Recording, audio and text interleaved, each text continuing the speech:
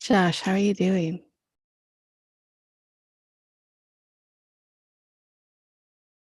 I'm all right. Okay. How are you doing? I'm sleepy. Oh, yeah? Uh-huh. Do you need some coffee or Adderall or a punch in the arm? Yeah, that one. I feel like kind of sick from having too much caffeine, but also very sleepy. Hmm. I am I can't get up in the morning. You also Like get up super early. I try to be on a sort of early to bed, early to rise thing. It hasn't been working out well for me lately. And I think that like I'm not really sure I have been able to like motivate myself out of bed despite like a bad night's sleep most of my life. But now when my alarm goes off in the morning, I'm comatose. Even if I immediately drink coffee, Oh, it's like really like a struggle for me. that alarm, bro. I can't. If I don't wake up naturally, I hate it I so much. I do too. Well, honestly, I hate like, you know, I'll wake up in the middle of the night and Uh-huh. that is horrible and not get Yeah. back to sleep. Oh, yeah, the worst. Um I got problems. Should we clap it in? Yeah.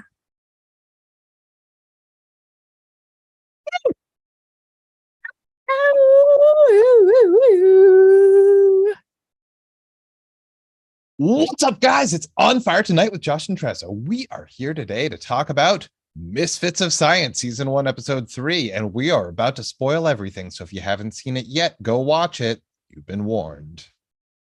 You can probably find it on YouTube, but I'm not going to say where. Yeah, we've been watching it on YouTube. No, shut up. No, we haven't. We have the DVDs and we Are sit there on the DVDs? couch and we eat popcorn and soda and we watch our shows, our stories. Are there I don't DVDs of know. this show? I don't know. There might be, Let me check real quick. but there aren't. You know what? You don't know. I don't know. Done no research, and I will continue to do no research. Yeah, this is barely research. Amazon will say something, right? Let's see. Misfits Science series DVD. Well, Yep. okay, so it exists. But Oh, but out of print, out of stock. it's an import from Germany. Import from Germany. And that is 100% the only ones that exist. Wow, It's listed twice and they're both German imports. That's wild. You guys, that's wild. that is wild. Ooh, Germany, they know what's up. Yeah, what? They like stereotypical 80s stuff. The fashions, Oh, the that's right, because that continues to be like the newest thing that they've got. That's not true. They're like everywhere else in the world on the cutting edge. mm-hmm. What'd you think of this episode, Josh? This episode sucked donkey balls. What you think? Yeah, this episode is dumb as shit. This episode was not it. I can't believe that we're Uh, 3 episodes in and I'm like, wow, how the fuck this, did they lay that on us so early in the game? yeah, what? I mean, what do we got? We got not Ted Raimi. We got nothing but fat phobia because this woman is pregnant. Oh, and lots of negging. And we got Wait, was there negging? I wasn't even paying. I didn't. What? Who was negging whom? Hayes was negging Jane because she was eating a huge Oh, I burger. see. I see. And Right. So she's pregnant by some guy we've never heard about. yeah, Hayes doesn't even know he exists. Right. What? Neither did we. we get we get K-Tel hits of the 60s, and it's like a K-Tel Big Chill soundtrack. I mean, it's got the Beatles. Mm-hmm. It's got Elton John. I forgot about that. What else was there? There's like the I heard it California through the raisins. grapevine. Yeah, the California raisins bringing in the hits. Mm-hmm, mm-hmm, mm-hmm. So I don't know how they ever aired this show with all those incredible, like, there's no way that they paid the royalties, and there's no way that like they can be legally out there now. So Right. what I'm That's why saying there's is no, yeah. watch that shit on YouTube or order it from Germany, because those are your only options. You're going to get it taken off of YouTube. Shut the fuck up about YouTube. But how is anybody going to know what we're talking about if they don't watch the show that we're talking about? They can email us. Email us at onfiretonightpod@gmail.com. Thank you. But I think that it was different because sampling was different. And maybe, I don't know, because I feel like they got away with so much of that in the 80s. Who knows? Whatever contracts NBC had in 1985. Yeah. We have no idea. I want to see this re-released on like Tubi or something with some real bullshit songs that make no sense in their place. It'll be like the TV edit of Breakfast Club, only instead of bad swears, it'll be bad music. It's always such a bummer when there's like a perfect iconic song that gets replaced. Yeah. I am immediately reminded of the SNL sketch for Schmidt's Gay. Oh, is that the fake beer? Yes. Adam Sandler and Chris Farley are like house sitting for the summer, and they crack open 2 cans of Schmidt's Gay, and the voiceover, Phil Hartman, of course, was like, if you happen to be gay and you drink beer, then Schmidt's Gay is for you. And it immediately goes into this like amazing dance sequence where they're like dancing around the pool with these like completely like Chippendales hunks. Yeah. And it's all to the tune of Van Halen's Beautiful Girls. Originally. But if you go looking for that clip now, it's like some generic guitar. It's generic guitar. It does not work the same way. I remember specifically hearing a Van Halen song in that commercial. Beautiful Girls.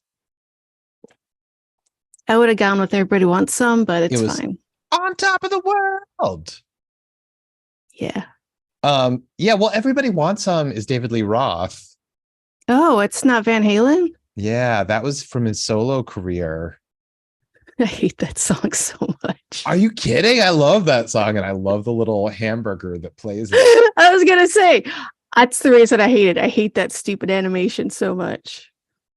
So like California Raisins gave me nightmares, but that adorable little like rock and roll cheeseburger is great. It was trying too hard. It's not as cool as it thinks it is. I wanted to be that little cheeseburger when I grew up. Someday I'll be that cool. Look, my options as presented to me is like, maybe I could be a cool rock and roll cheeseburger, or maybe I could be a Garbage Pail Kid. Oh, right. Those are great Jolton options. Joel, another rock and roll creation. I don't remember. Did you know Garbage Pail Kids were created by Art Spiegelman? Remind me who that is? The fucking award-winning writer of the graphic novel Mouse. Holy shit. Yes, that guy made those things, making both of them even more cool. I would have never guessed that. Yeah.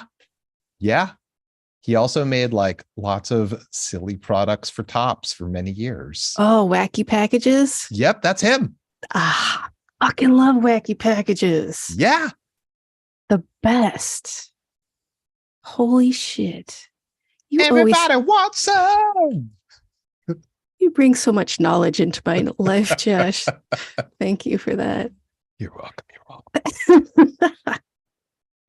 All right, so like I barely want to talk about this episode because it sucks so fucking bad, but like let's get into it. Let's get into it.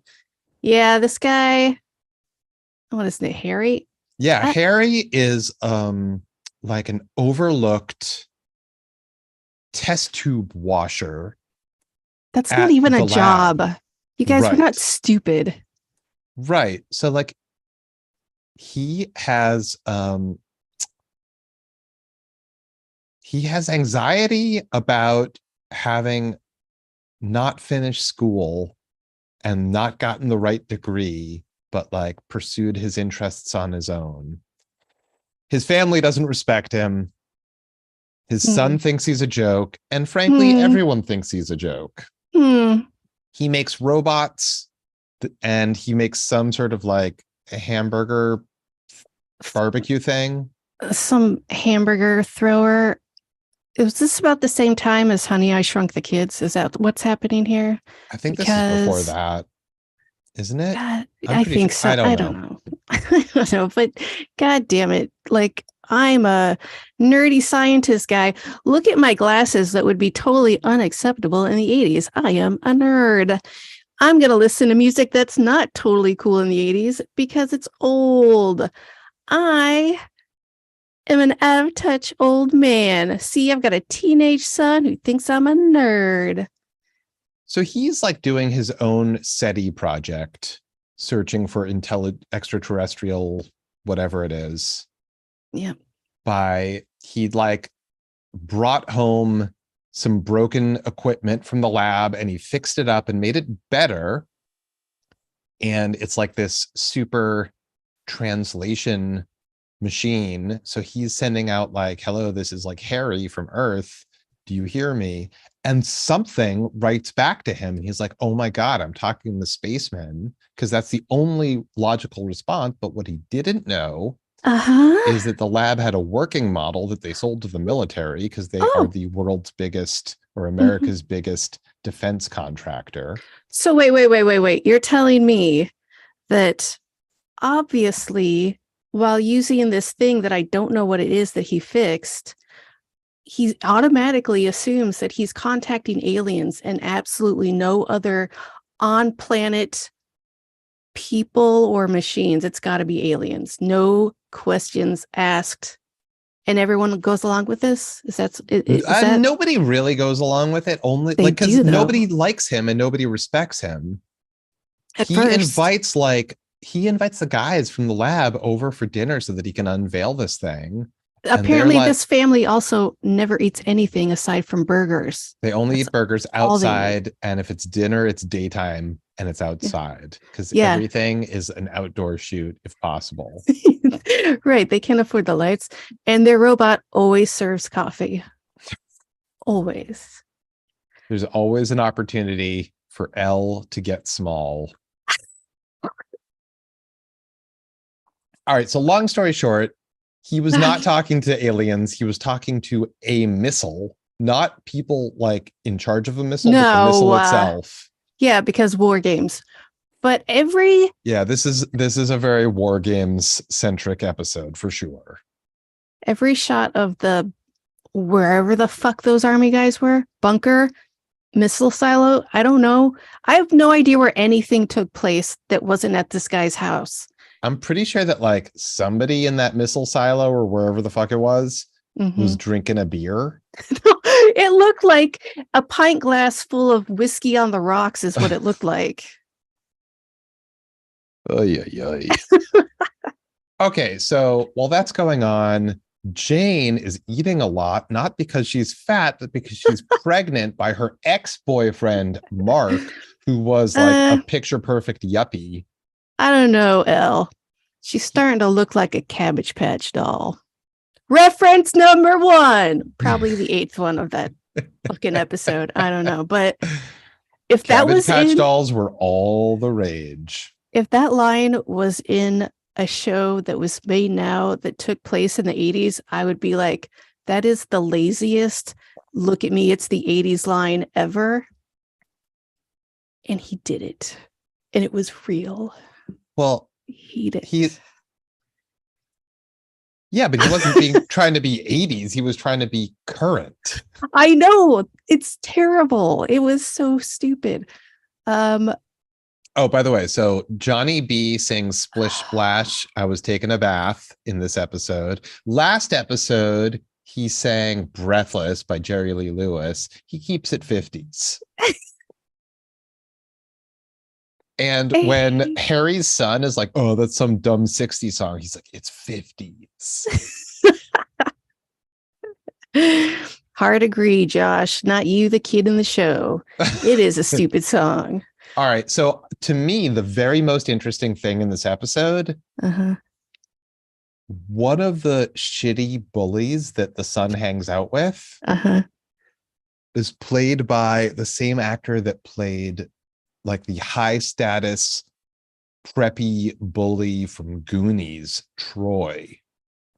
Yeah, he had the I've seen that guy before look, but I don't know where. So I looked that dude up. Fuck, what's his name? I actually should probably know his name now that we're talking about him. Hold please while I do that. I was gonna change, never mind. But hold please. I am saying words so Josh can look stuff up.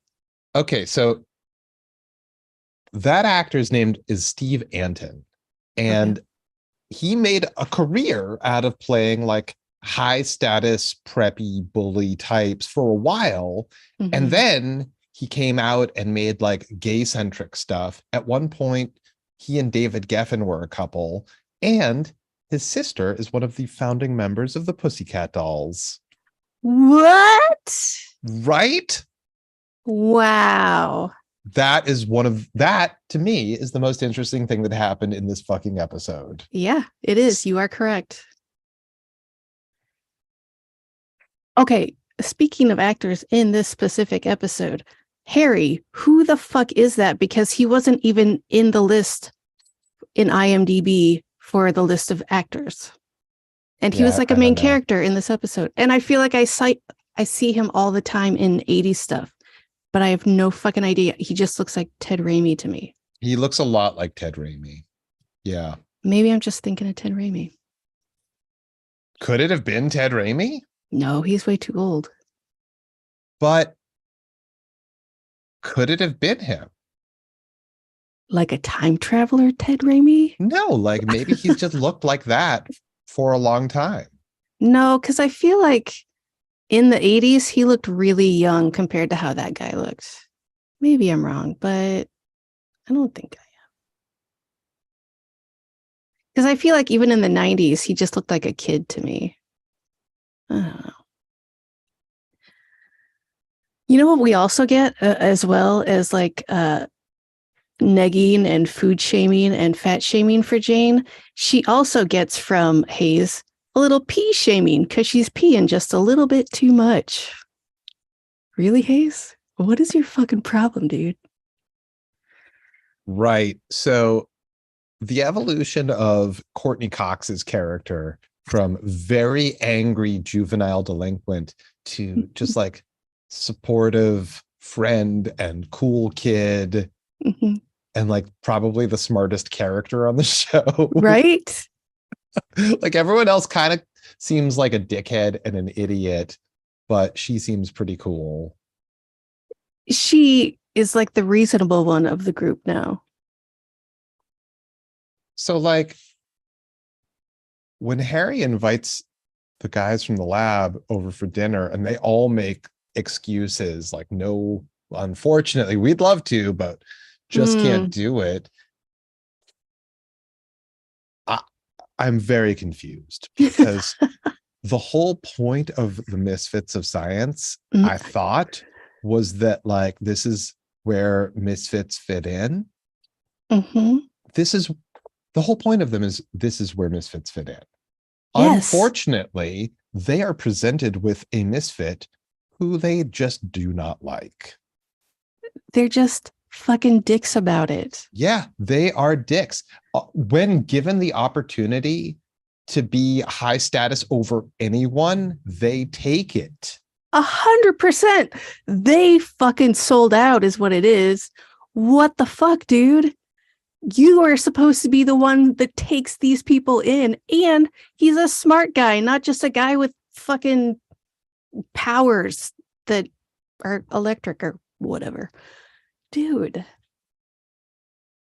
When they finally are convinced to go out to dinner and they're like, oh, we finally believe you because you showed us a computer. Hooray. They go back to the lab and there's this great, they're looking at papers and Stetmeyer comes in and he's like, what are you guys doing? I'm angry because I'm angry all the time. And he turns around to some like extra eating lunch or a sandwich or something. And he screams, it's not lunchtime. And that was that. Like, you're always angry, little guy. It's okay. He can have a sandwich as a treat. Yeah, like, ay, ay, ay. Yeah, they don't. Okay, so I think the real issue here is they don't do a great job of defining character, right? Well, they did until they threw it all into the toilet and said, fuck you guys. Right. Just decide who your characters are before you make the show. Not and then not stick before, with that. And then stick with that. Before the show, not before every single episode. It's a new thing. It's the same character for every episode. Right. If you throw out established character to support a plot, that's stupid. And if you do it to support a terrible plot, it's really stupid. Yeah. I also realized that Star Trek references before The Next Generation came out are weird as fuck. Because everyone's like, totally. Oh, you guys. It just all seemed very. It's all beam me up, Scotty. What's up, Kirk and Spock? So, okay, that's the other thing. Like, aside from like the music being so specific and totally not legal, I don't know so many references to licensed properties and objects that nobody does anymore. I don't know if anyone ever did it except for here. It's so weird. Cabbage Patch Dolls, Star Trek, some other sci-fi that I forget they said. So many. Am I crazy? That was weird. They do that a lot. Well, I think that like the audience and the writers are all like on the pulse of like what's going on in pop culture at the time. And it's not just what's going on in pop culture at the time, but like there's a little bit of historicity there. Sure. I mean, like if these characters were real, they would make pop culture references, and these would have been the pop culture references they might have made. For example, if you are bullying the guy in your office for being a nerd amongst nerds, I guess the whole point of everything, like, you know, back then, Star Trek was shorthand for like super geek, like some guy that like is a adult virgin. Yeah. Absolutely. Right. I mean, and it's okay, weird. So there's like that great video dating SNL sketch from like 83, 84 with Ira Needleman. Wait, is he the oral surgeon? He's an oral surgeon and he's tired of being a virgin. And there are like half a dozen references throughout that video to Star Trek. Yeah. He wants a girl who's into Star Trek. Who doesn't? Am I right? Yeah, big time. Okay, there's this whole freaking scene I need to unload on. Yeah. the government has taken over his house. The government, Right. because They I just don't showed know. up. Yeah. The It- son and the other kids on dirt bikes are like, oh, this is where losers are. what? And so they got to be sneaky and they got to like get into the lab to get his computer because they have to talk to the aliens. They got to, yeah. And okay, first off, uh, Glow is telekinetically pushing some dudes up against a wall, and then they all get in a car, and Johnny B is like, hey, you're cute when you're angry. Yep. Still not cool, dude. Still Yeah. not cool. What the like? Are we still doing that? I thought I I thought thought we that was established over. in episode 1 that he's an adult and she's a child, and he's also not into her. I am insane. And then, okay, L has made himself small so he can be sneaky. Hayes goes to give him his clothes and find him. Does he kick a dog because it's about to pee on L? L couldn't have moved. He had to kick a dog. Okay. I mean, a dog is like a giant, ferocious creature to L. So get out of the way. Don't just stand there and say, oh no. I mean, a real size dog and a tiny size L. And That's like being attacked by mega bears. I agree, but the dog did not give a shit. It was just going to pee on him. And then the guy comes up and L has rebigulated. But it's only been a couple minutes. He rebigulated way too soon. There's something wrong with his smallulator in the back of his neck. Something's not right. Yeah.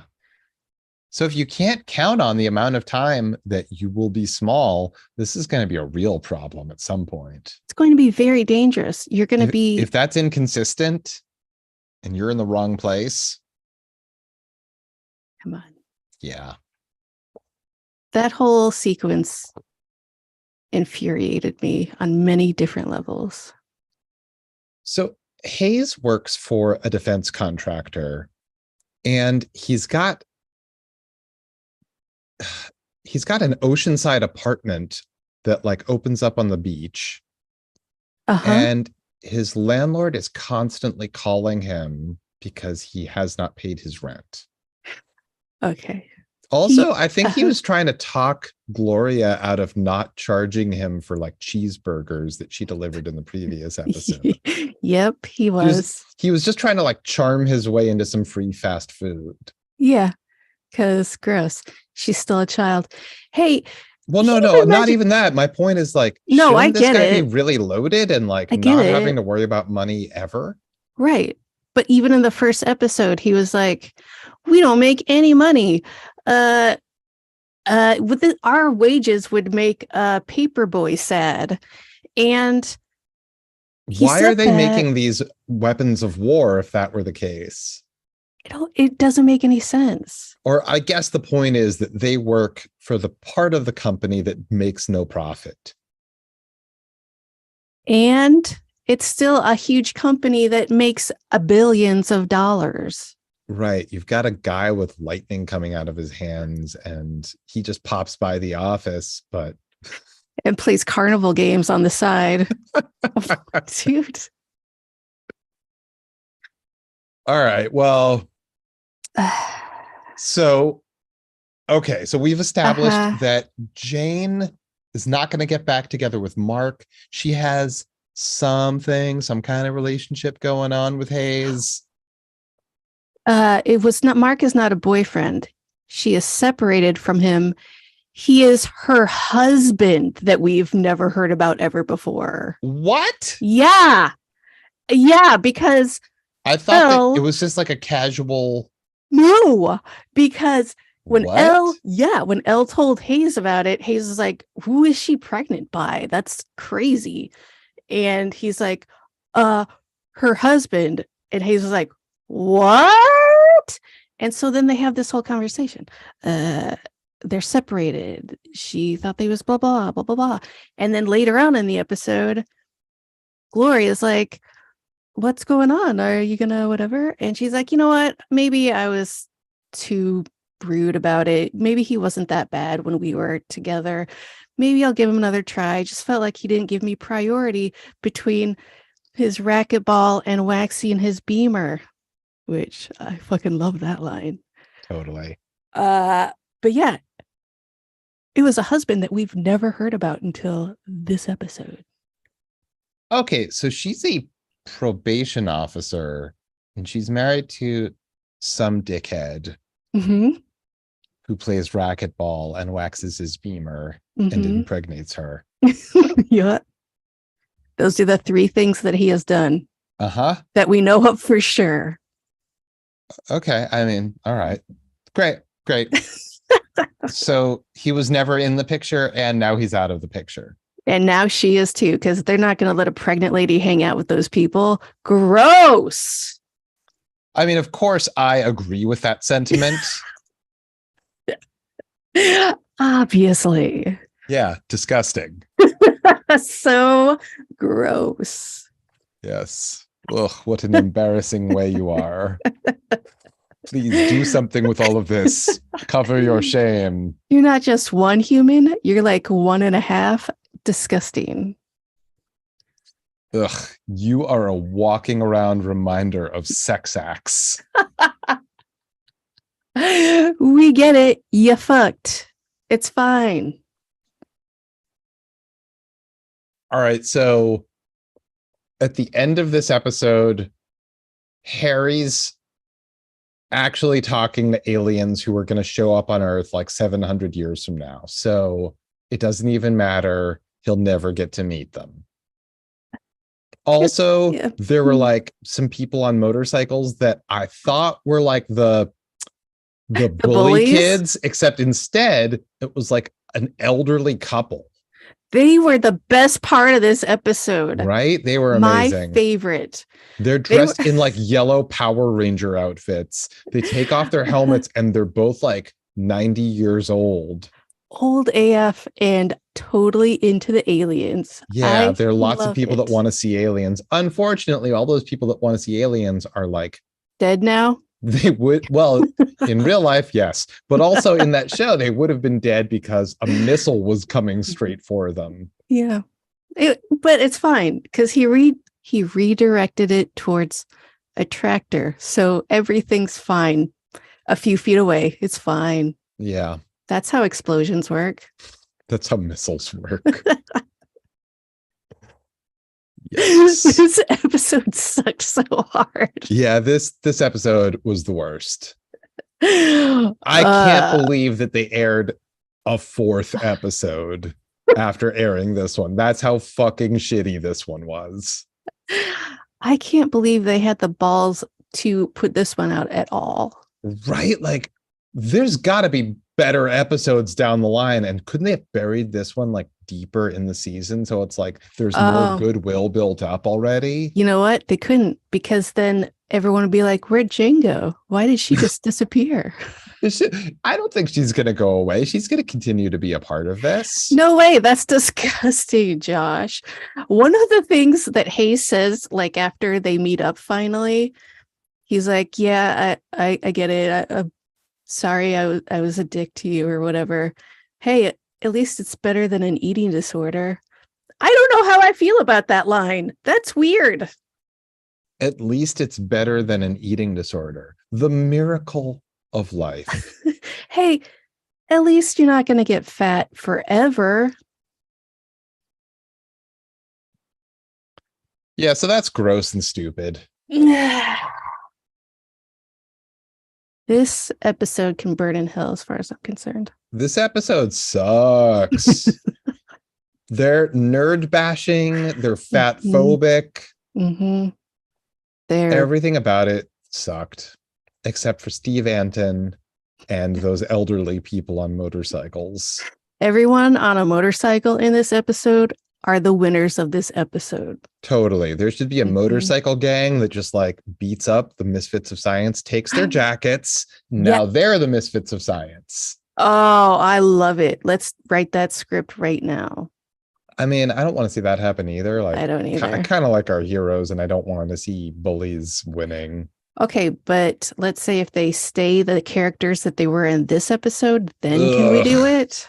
I mean, just pull the plug.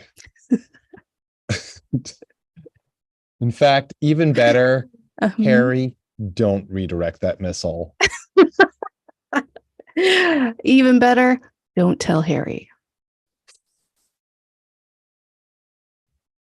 Stand still, you guys. Here comes the UFO.